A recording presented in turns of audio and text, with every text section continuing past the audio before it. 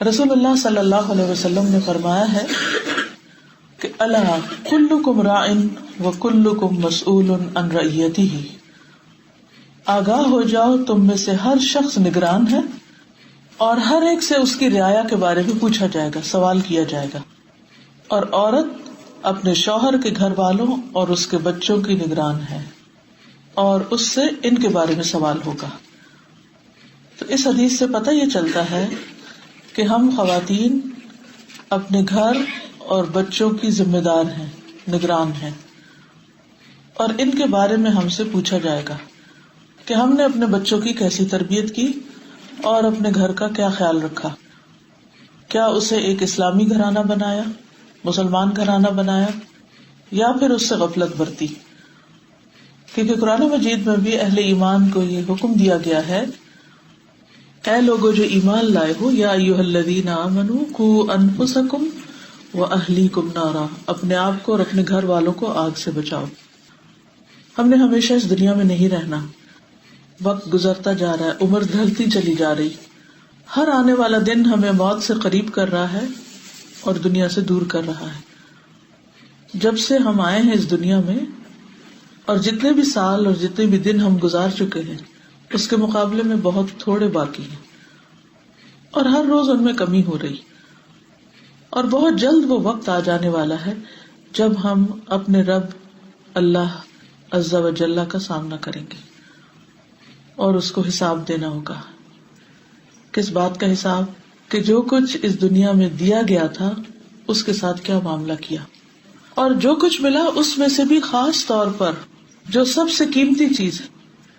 اولاد، اس کے ساتھ کیا کیا، اس کی کیسی تربیت کی۔ انسان جب خود مر جاتا ہے تو اس کے بعد اس کا اپنا نامہ اعمال تو ختم ہو جاتا ہے، وہ خود کچھ نہیں کر سکتا۔ 3 چیزیں جو مرنے کے بعد بھی اس کو فائدہ دیتی ہیں،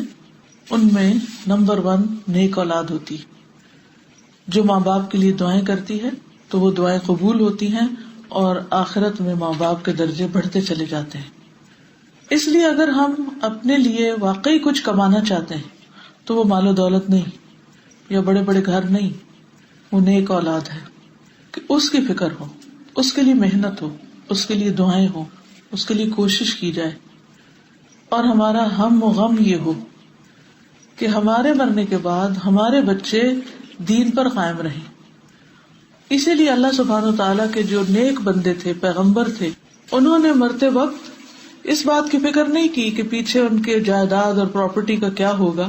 انہوں نے یہ فکر کی کہ ہمارے بعد ہمارے بچے کس دین پر ہوں گے۔ ان کی پیروی کرتے ہوئے کیا اگر ہم غور کریں اپنی زندگی پر تو ہمیں بھی یہ فکر سب سے زیادہ ہے؟ جتنے بھی غم اور جتنی بھی فکریں ہیں، کیا ان میں سب سے بڑی فکر ہمیں یہ ہے کہ ہمارے مرنے کے بعد ہمارے بچے مسلمان بھی ہوں گے یا نہیں،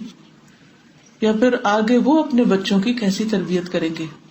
ان کو کس حال میں دنیا میں چھوڑ کر جائیں گے؟ کیونکہ اگر ہم ڈھیروں پراپرٹی بھی چھوڑتے ہیں اور بہت مال و متاع بھی اور ڈھیروں سونا، لیکن بچے بگڑ جاتے ہیں اور وہ اس سارے مال کو الٹے رستوں پہ لگاتے ہیں تو وہ الٹا اور وبال بنتا ہے۔ اس لیے بہت ضروری ہے کہ انسان اس بات کا خیال رکھے کہ وہ اپنی پرائرٹی نمبر 1، اپنی ذمہ داری نمبر 1 کو پورا کر رہا ہے یا نہیں۔ ایک گھر بنتا ہے ایک مرد اور عورت دونوں کے ملاپ سے، دونوں کی جب شادی ہوتی ہے تو دونوں کے الگ الگ رول ہوتے ہیں۔ مرد کی اپنی ذمہ داری ہوتی ہے، عورت کی اپنی ذمہ داری ہوتی ہے، اور دونوں ایک دوسرے سے مختلف بھی ہیں۔ مرد کی ذمہ داری کمانے کی ہے، عورت کی ذمہ داری بچے پیدا کرنے، پالنے اور ان کی تربیت کی۔ اگرچہ تربیت کی ذمہ داری مرد پر بھی ہے اور اس سے بھی پوچھا جائے گا، لیکن اس حدیث میں خاص طور پر عورتوں کو ان کی ذمہ داری بتائی جا رہی کہ وَالْمَرْأَةُ رَاعِيَةٌ عَلَىٰ أَهْلِ بَيْتِ زَوْجِهَا وَوَلَدِهِ، کہ عورت نگران ہے اپنے شوہر کے گھر والوں پر، اہل بیت زوجها وولده، اور اس کے بچوں پر، یعنی اپنے شوہر کے بچوں کی ذمہ دار ہے۔